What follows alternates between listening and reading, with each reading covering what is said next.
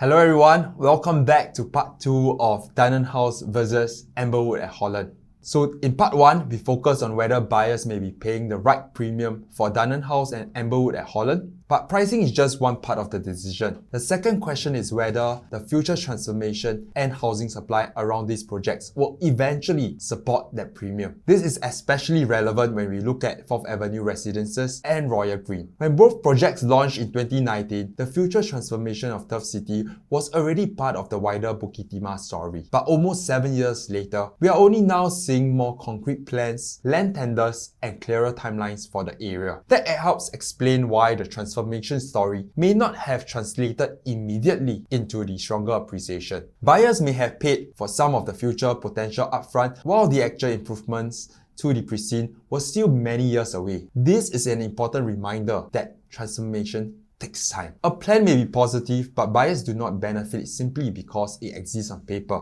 The value becomes only more tangible only when new housing, amenities, connectivity, and commercial activity begin to improve how people actually live in the area. So while 4th Avenue Residences and Royal Green may not have appreciated as strongly as some buyers expected, they could still benefit as Turf City becomes more established. More housing can bring a larger resident population, a larger population can support more amenities, stronger transport demand, and a more complete neighborhood. This can improve livability and widen the future buyer pool for the existing developments nearby. But of course, more housing also creates more competition. When owners eventually sell, their units may be competing against newer projects within the Turf City, possibly with newer facilities, more efficient layouts, or stronger positioning. So future supply can work in two directions. It can improve the area and strengthen demand, but it can also increase the number of alternatives available to buyers. So the real question is therefore not simply how many homes will be built, it's whether the transformation can create enough additional demand to absorb that supply, and whether existing projects can still remain relevant when the newer developments arrive. In this episode, we will examine how future housing is planned within Turf City and Holland Plain, what demand drivers may support it, and whether Dunearn House and Amberwood at Holland will benefit from being early movers or face greater competition later. Because transformation can create value, but the timing of that value matters just as much as the plan itself. Let us first look at the scale of the Turf City transformation.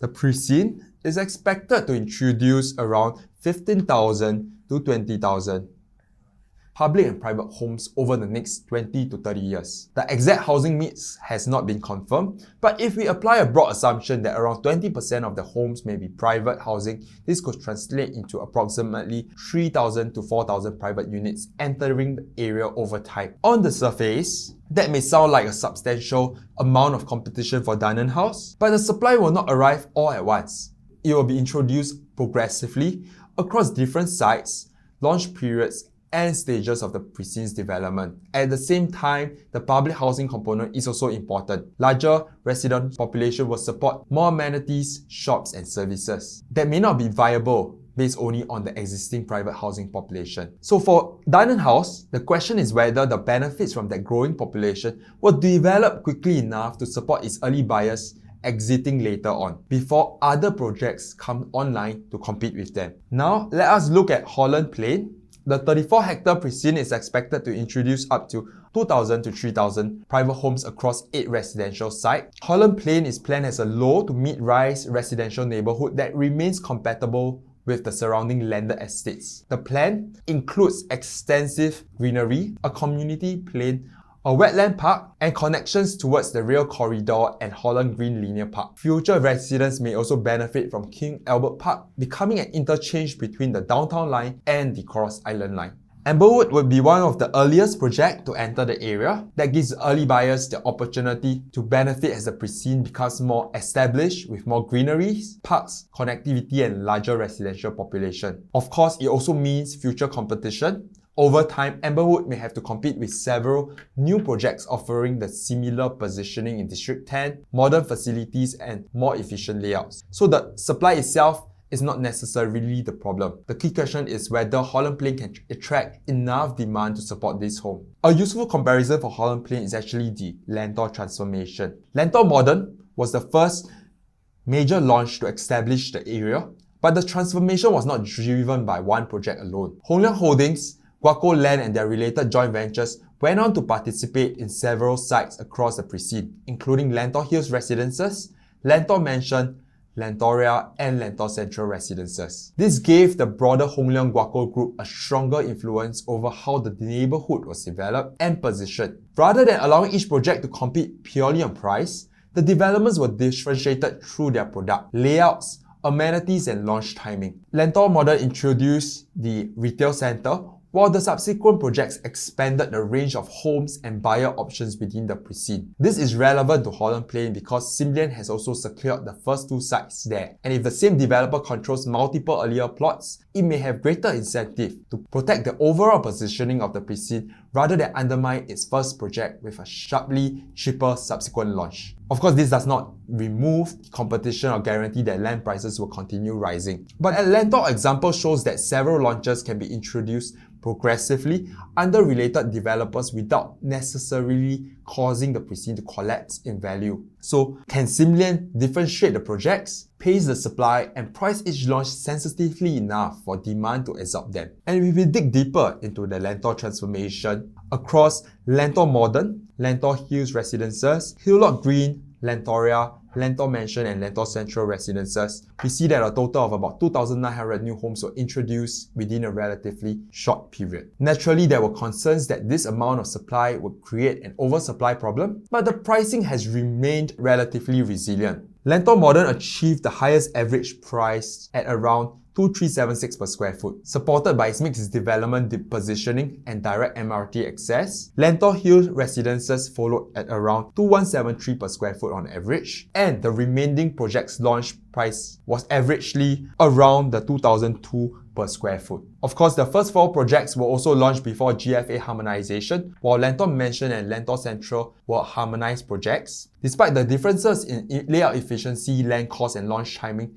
the later projects were still able to maintain the relatively consistent pricing benchmark. And the upcoming Lentor Gardens project is also expected to test the higher average of around 2,350 per square foot. This shows that a large supply pipeline does not automatically lead to falling prices. As more projects were introduced, Lentor became a more established residential precinct with clearer pricing, stronger awareness, and also providing more options for buyers today. The Lentor projects were also differentiated by unique mix. Not every development targeted the same buyer in the same way. Lentor Mansion included the 5-bedroom units, giving larger families an option that was not available across other projects. Lentor Hills Residences placed greater emphasis on the 4-bedroom units, making it more suitable for family buyers who prioritize space. Other projects lean more heavily towards smaller formats, lower entry quantums, or a different layout configuration. This helped to reduce the direct competition within the precinct itself. And even though the projects were located close to one another, buyers were not always comparing identical products. More importantly, at this time of recording, only 24 new launch units remain across this project. This shows that the supply was not simply released into the market, it was also absorbed.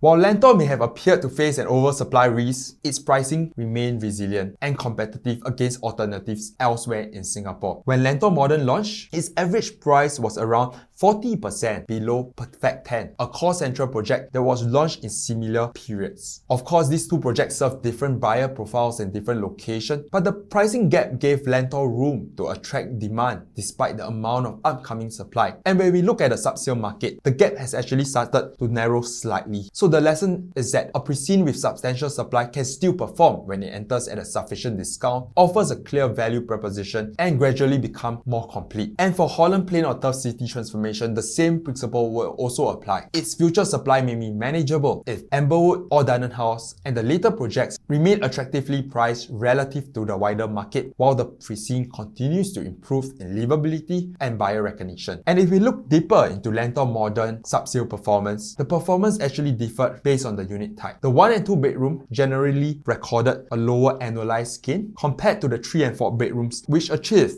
4.82% and 4.94% respectively. nationally, with subsale prices averaging between 2002 to 2004 per square foot. This suggests that there is still demand despite the amount of supply in the Lentor area. And it also explains why developer for Lentor Gardens is willing to test the buyer demand at an average of 2,350 per square foot. They are not just relying on the new launch optimism, it is also looking at the subsale evidence showing that buyers have actually accepted this pricing range, particularly for the larger family units. And if you look at it at absolute terms, buyers entered at around 2.9 to 3 million and later exited at 3.4 to 3.5 million. For the 3-bedroom units, buyer generally entered at a 2 million to 2.2 million mark and exited approximately 2.4 to 2.6 million. This shows that buyers were willing to support the higher prices when the overall quantum remained within a range that they could accept. This will apply to Dunearn House and Amberwood. If the developers can deliver a functional layout with an acceptable quantum, we will still expect demand from buyers today. Another reason why Lentor was able to absorb close to 3,000 homes was actually the timing of the launches. Lentor Modern launched in September 2022. Lentor Hills followed in July 2023, Hillock Green in November 2023, and Lentoria and Lentor Mansion in March 2024. Lentor Central Residence then launched in March 2025, with Lentor Gardens expected in July 2026. So although Lentor contains several development plots, the supply was actually introduced progressively rather than released into the market at the same time. This allowed developers and the government to observe buyer demand, transaction volumes, and pricing before the later sites and projects enter the market. The government land sales program also provides some control over the pace of future supply. If demand remains healthy, more sites can be released and awarded. If the market takes longer to absorb the existing stock, then subsequent plots can be introduced further down the road. And likewise for the Holland Plain and Turf City, if the demand is not as